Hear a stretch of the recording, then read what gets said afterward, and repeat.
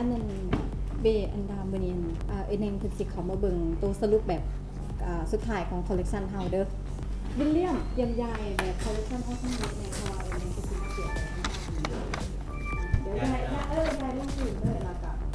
พอนางลงกันเลยเดี๋ยวทุกคนมาคอมเมนต์สวยกันมาเลือกหมวดที่ว่าจะปล่อยน้ำกันเนาะบ่ให้มันซ้ำกันโดยก่อนจะได้คอลเลกชันหนึ่งนะก็คือเป็นว่าเขาต้องหลังจากที่เขาออกแบบแล้วเนาะเขาก็ต้องมาคัดเลือกแบบน้ำกันก็คือต้องเอิญทีมงานทุกคนทุกฝ่ายมาร่วมกันแล้วก็มาคัดเลือกแบบน้ำกันว่าแบบได้สิผ่านแบบได้บ่ผ่านแบบได้บ่ผ่านก็ต้องไปรัดแกะมาใหม่แบบได้ที่เขาเลือกผ่าแล้วมันบ่เหมาะสินะก็ต้องเปลี่ยนผ่าใหม่จนกว่ามันดีที่สุดเขาจะจับมาใส่คอลเลกชันแล้วก็เขาต้องแบ่งผ้ากันแบ่งว่าหมวดใดจะเป็นแบบใดหมวดที่2หมวดที่3หมวดที่4อย่างสินะก็ต้องมีจัดหมวดไว้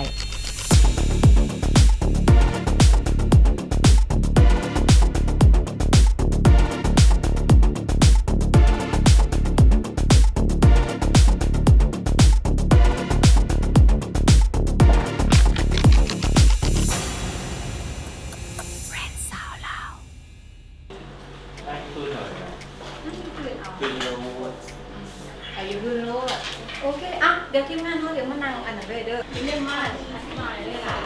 เป็นใดแบบที่นอกสรุปแล้วทั้งเมื่อที่ผมไปดูกันเองก็รู้แล้วเนาะเรื่องหมดอันนี้เป็นวางเดียวเฮ้ยโลคอลเลคชันเขาสำเร็จแล้วเนี่ยเรียบร้อยอันนี้เป็นแบบที่เขาออกแบบแล้วกันเลือกก็เป็นเองสองคนแต่ว่าแจ้งทุกคนช่วยเลือกว่าตัวใดสิออกก่อนออกหลังธรรมเซ่ความคิดกันแต่ว่าหอบที่1นี่ที่ว่าสิเปิดออกไปยังไงแบบว่าเด็ดเลยต้องเป็นแบบที่ว่าเห็นแบบปั้งโหลดสินะเอาแบบว่าเลิศแน่เอาตัวใดดีเราเริ่มกันไว้เลยเลิศตัวนี้งามแหงแดงคุณหลูแบบผู้เดียนเปิด3ตัวเลยก็ได้ป่ะ8ตัวแม่น8ผืนเลย8แบบเลยบน8พ่อกินเนาะ8ผืนเป็นนากระบอกแบบมั่นใจแม่ก็เนาะกันตัดง่ายเลยนะขอแน่ขอโหวตเด้อโหวตแน่จะเลือกมาแบบที่จะมาที่สุดอะเป็นแรงจับตัวใดแบบนี้หรอนี่แปลกๆโดยเรียบร้อยเยี่ยมมันตะปูนตะบูที่สองประมาณแบบเรียบซีแต่ก็มีลูกไม้คือต้นนี้เป็นเขาจะขึ้นสิมาเนาะแม่แบบลูกไม้แบบไหนผู้หนาเขาเด๋เอาโบจังก่อนเลยจะมาสรุปการสิโอกับเจ้าหญิงแห่งเมืองลาวเจ้าหญิงแห่งเมืองลาวปักเบมันกินในน้ำกุ้มก็มากัดกูแทะสำหรับเลยเด้อตัวนี้เด้อโบตัวนี้เด้อเขาที่ไหน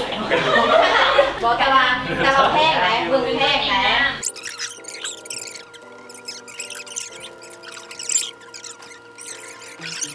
เอาออกเนาะเพราะว่าอย่างมันสิแบบมันสิแห้งผูมันสิแสบโผดเนาะเอาเงินนะ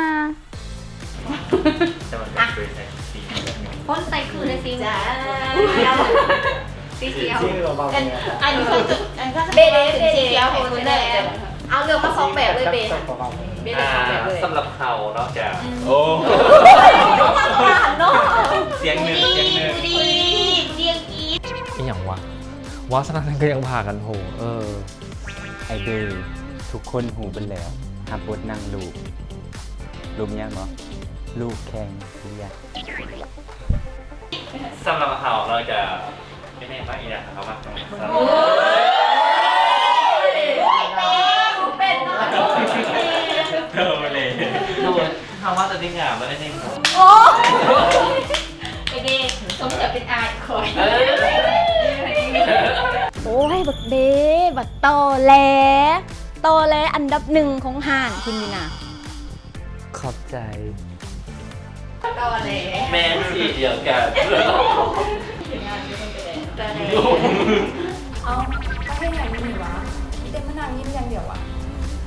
เฮ้ยไม่ใช่เรื่องคือลูกผู้ดีอย่างกินตัวนี้ก็ผู้ดีอย่างกินจะได้เงินงานตัวนี้มันเทศเดียวคิ้วก็มีดิ่งเลยใช่ไหมเขามาเบิ่งอะไร นี่ก็ลาใส่สีเนี่ย แนงมักกินอีหยังหรือว่ามักอีหยัง ของหวานอ่ะ ประเภท ขนมบ้าบินขนมบ้าบิน แล้วก็ขนมยังอีกแล้วก็สังขยา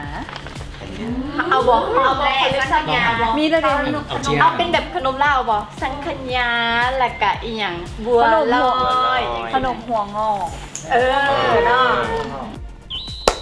มาอีกแล้วซื้อเสือแต่ละคอลเลกชันคิดแล้วกันพร้อมไปซีธัญญา แท้เอกลักษณ์ของสาวลาวเป็นหยังเป็นสื่อเสือที่แบบว่าลูกค้าทุกคนนั่นจือจดจำได้ดีที่สุดและเป็นสื่อเสือสินะจ้าเขาเล่นครับเอาตัวแบบว่าตัวพิเศษเท่าก่อนหอบถ้าพิธีว่าจะเปิดโตน ต้องเอาแบบปังๆ ปากแนน หนึ่งในใจ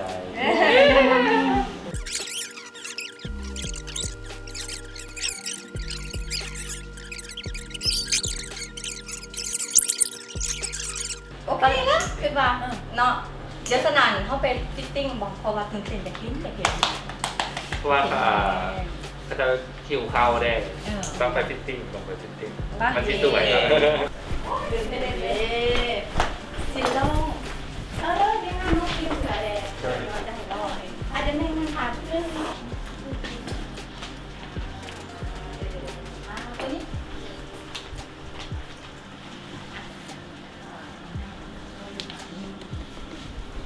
มาทำลองได้บอกฮะกูลองได้บอกมาเห็นอีท็อปก็มากเลยแบบแล้วเขาอยากลองซ้ำนะมันโมเมนต์โตยังเลยมาแม่เนี่ยบางแม่เป็นแนงโลมาแล้วลงมาบางมันมีสีเดียวค่ะแม่คือตัวอย่างสีเดียวสีรู้มากนะมันแบบ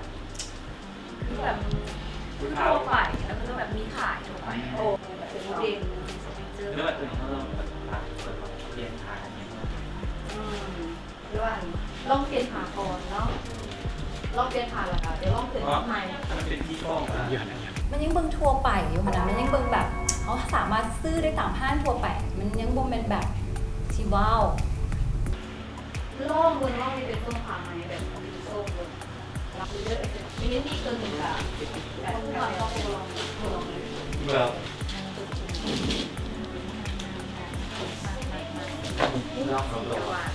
ตัวนี้เด้อเฮ็ดให้เราตัวนี้เนาะทำแห้งต้องเลือกแห้งอ่ะมาแม่แห้งเนาะโอ้ยโคตรสวยมากงามมากเจงไอเบย์ตัวไรแห้งเนาะโอ้ยมากเดี๋ยวมาแห้ง เป็นอย่างเบสต้องหวานนะ โดยงามโดยโอเค ได้งามสวยรู้สึกภูมิใจในผลงานของตัวเองแห้งสวยแพงสวยแพง สวยรอ สุดยอดหมัก สอง แห้ง คน ตัวนี้นี่ตัวนี้นะเขาออกหอบที่หนึ่งแล้วตัวนี้แมนเพราะว่าครั้งก็เห็นแล้ว สวยแห้ง ตัวนี้นะ สวยดี12 โมงแล้ว ผู้ซึกว่าบุได้ยังจากบักเบเลยบักอดีนะไล่ซาลาที่สุดแต่ยังไม่ทันแล้วหรือเปล่ายังมีลูกไม้แต่งอยู่นี่อีกหรออ๋อความแพทเทิร์นเห็นบอกตรงนี้ต้องผู้ไหนทายแพทเทิร์น เป็นแพทเทิร์นที่เข้าตัวแฮงใส่แล้วแบบเห็นเชฟเห็นหุ่นแล้วแบบเห็นแอลเดี๋ยวน้อยมา แท้คอลเลกชันนี่นะแพทเทิร์นนี่เป๊ะแบบตินาซิลเลย เป็นช่างไหน สอง ครับ คน เป็นช่างไหนกับเป็นไงให้เจ้าไป กันซึก มันเป็นรักหายร้ายหมดแล้ว ถึงหายกระไรถึงติกระไรถึงหยอกกันไม่อยู่ ย่อกระหล่ เออ เราก็มีอยู่ ำงามเนี่ยโอ้ยงามเนี่ยสีร้องตัวอื่นแมนได้แล้วอย่าพูดนะคะอย่าพูดนะคะ ก็เล่นกับมีไซอยู่เอวไหน แล้ว น้อ เอา ง ใส่ไปด้วยคือเขาตา ปวด เข้า ท้ กั อบ ง พี่เลยเนาะอันนี้เข้ากับพี่เลย แต่ คุ้มละหว่าง สิ้นอย่างไร แม่เลยเนาะ เพิ่นสิ้นเนี่ย มักใส่สินแบบนี้แหละลาย โอ้ นี้เลย นี่ มัก โอ้ สินนี้ ก็จะตก เนาะ ต่ำอ่ะ เข้ากันเลยเนาะเสือกับสินเนาะอดีนาเพิ่นว่าสินมัดมี แบรนด์ที่มันมีมากคอนเซ็ปต์ โอ้เอาแบบ แบรนด์ขั้นมาเสื้อเขางานเขาเสียได้แบบแมสกับสินแบบมันงาน โดยแนงมักใส่สินมัดมีเนาะ แม่ คอลเลคชันนี้เฮาฮูล่ะเฮาจะโตของสินมัดมี โอ้ยเดตอนนี้ต้องรวงเด้อเรื่องแบบนี้นะไอดีแล้วขนาด เนาะตั้งประกอบข้อมูลมากทั่วประเทศเขาจะโฟกัสเป็นสินมัดมีจะโปรโมทสินมัดมีจะเอา ไม่ได้ชื่อใจไหน บ่ให้ผมมันไปเฮ็ดเวียก โอเคเนาะ เนาะ โอเค โอเค แต่เราคนตัวเองเลยหนาที่เวลาทำ เดี๋ยวกินเรียบยุบเข้า วันหน้าจะไปท่วงเล บอก ย คอลเลคชันนี้เขาอยากขอเอาสินบัตนีเพราะว่าคอลเลคชันของคุณซื้อถึงแมงลายที่สุดแมงเรามักสินบัตนีฉะนั้นเขาจะโปรโมทสินบัตนีเต็มที่เลยเนาะ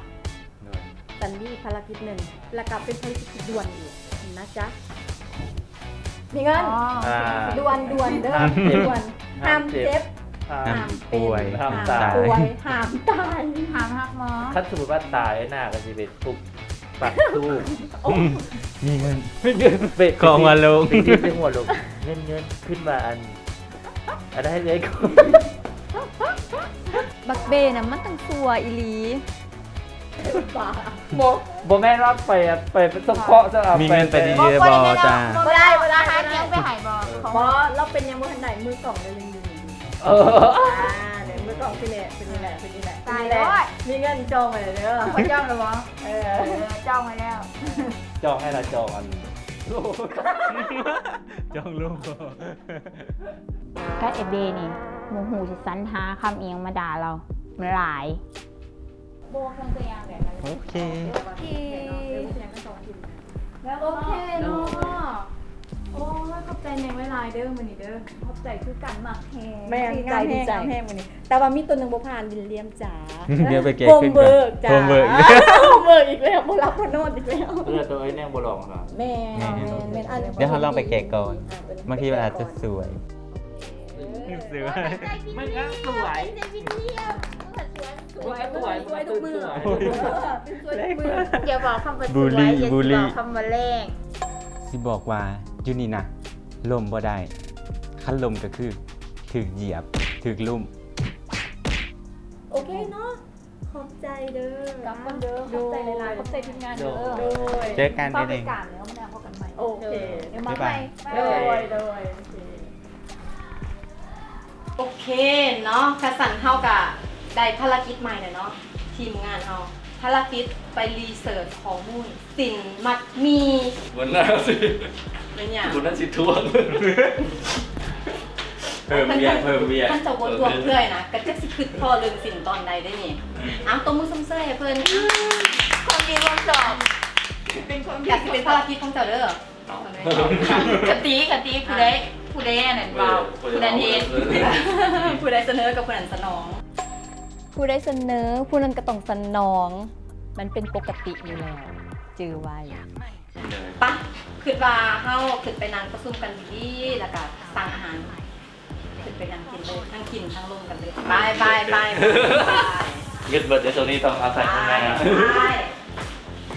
เจ๊สิคะเขาลงไปสอบข้อมูลเรื่องอันมักมีของแต่ละบอลเป็นยังไงแล้วเอามาเลือกว่าเขาจะเริ่มส่งเสริมแข่งไปก่อนเนาะ ไปเบสไปทางใต้หมดเลยหมดทั้งเหนือตรงนี้ถ้าไปทางทางรถ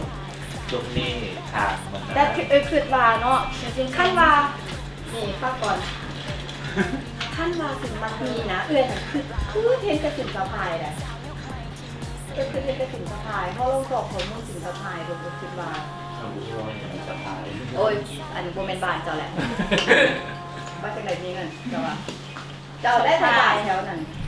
ว่าเป็นเรื่องกับไทยตัด บุฮู้ได้ไหนว่าบ้านสะพายอยู่ใส่เพราะว่าบ่เคยไปได้จากเทือบ่เคยไปพักสีคือเราบุฮู้ว่าสะพายอยู่ใส่นะนี่กับไทยใต้ว่าคือที่นี่บ่ได้เด็ดใต้ คันบอกคันว่า ควรรับควร เรา ร ล อ องสอบข้อมูลก่อนเนาะลองสอบข้อมูลก่อนขั้นว่าเขา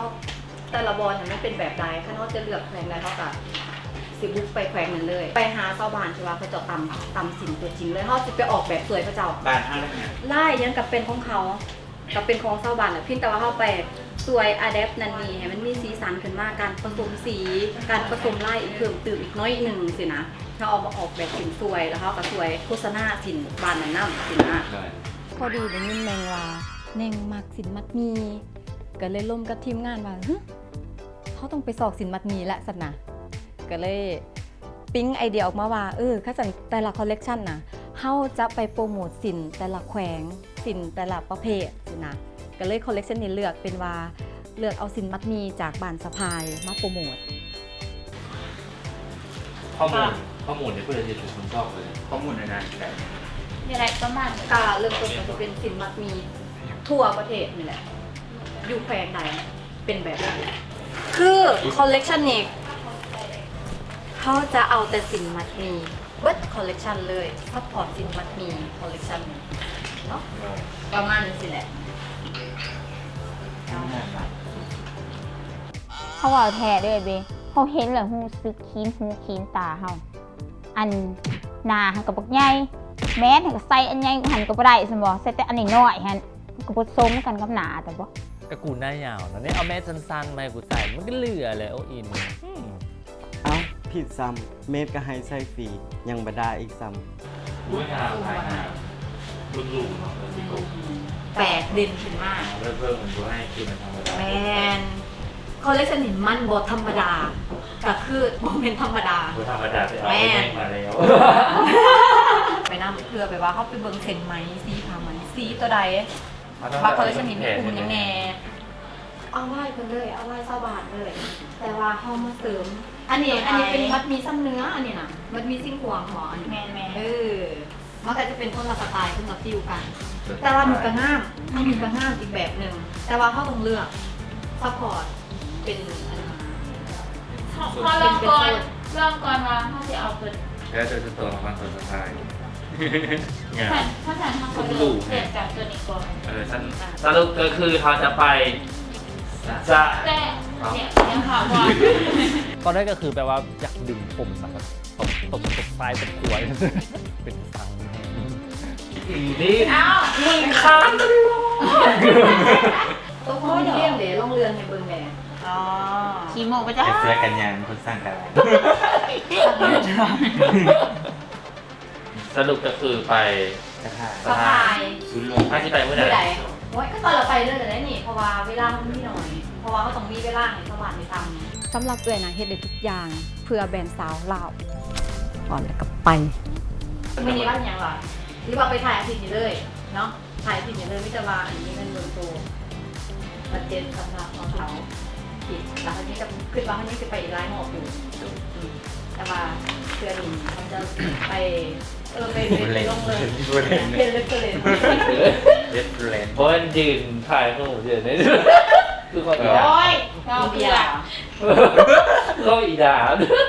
เป็นถ่ายแค่แล้วกันมีปัดไปปัดไปเจอของแท้ บอกว่าเต็มยินไม่ฟรี เวลาไอเบนะสูงซัวน่ะแล้วจมควันจะได้ โอ้ยมันกระตบมือเป๊ะๆลำกุนแล้วอีมีเงินเอ้ยก็คือหลายตาย โอ้ยเรื่องนี้นะเขาหูกันดี เขา แต่ ด่า โรงแรมมันอยู่ในแกลเลอรี่ เกลือ เกิดอะไรอ่ะโอเคสร้างกับท่ายที่ทำไปผู้ใดได้ที่ไปจากคน เด็ก4 คนอย่างเดียวคนไปคนละหนาที ไปมือนี้เลยดิ แมนเดินทางเลย ไ